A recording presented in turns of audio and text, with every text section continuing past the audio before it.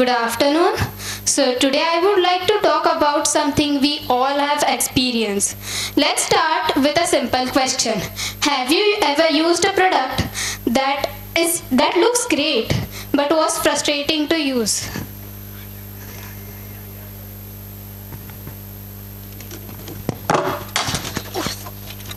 Sorry for the disturbance. So I would like to talk about today which we all have experienced in our daily life. So let's start with a simple question. Have you ever used a product that looks great but is quite frustrating to use? Maybe a soap dispenser. So have you ever struggled to clean one of these? Like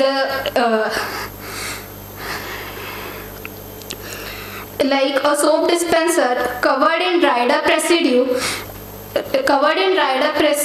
in the sharp edges. No, it's fine.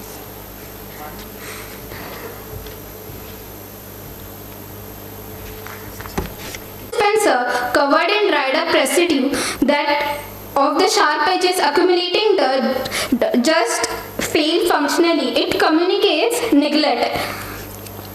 Next slide.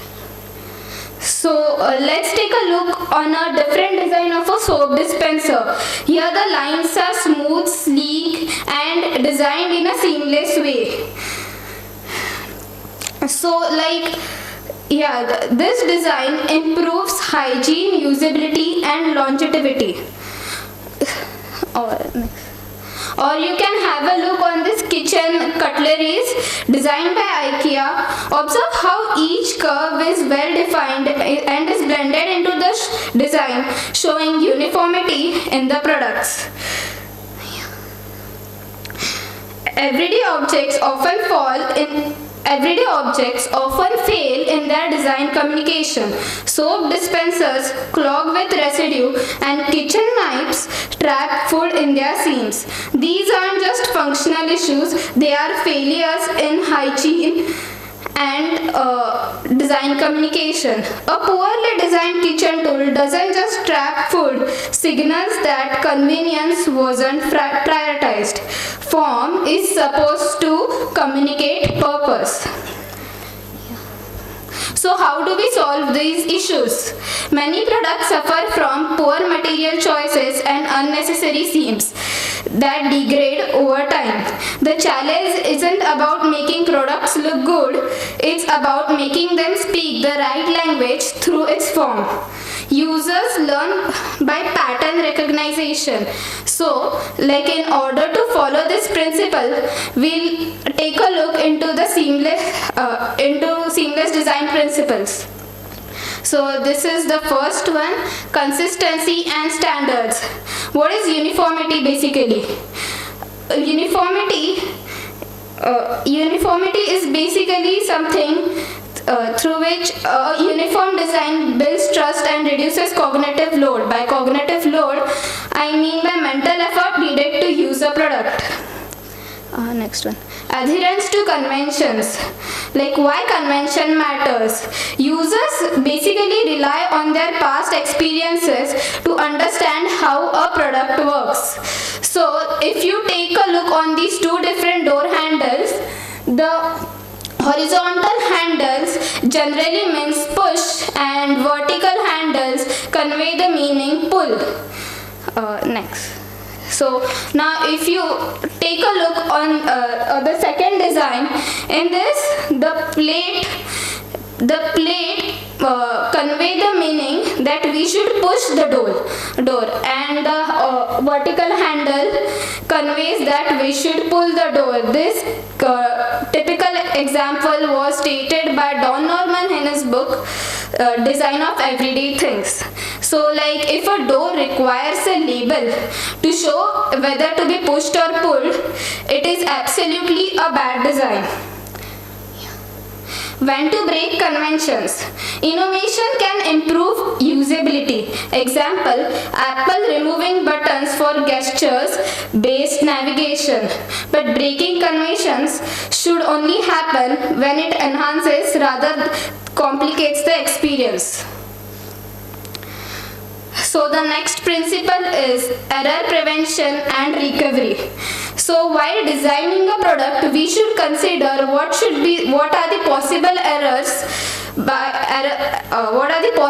errors user can make. So here is a classic example of a USB-C type versus USB-A port. So USB-C ports can be inserted anyhow, preventing errors, while USB-A port runs on a trial and error method. Yeah.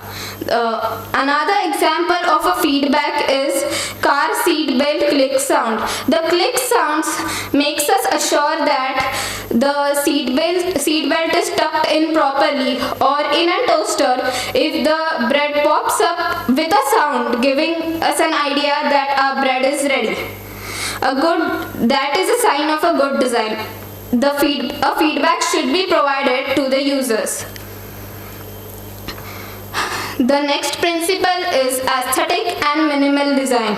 So here's what do you mean by simplicity? Simplicity in design means removing unnecessary elements and focusing on what truly matters for function and usability. A clean and efficient design reduces cognitive load, making interactions intuitive.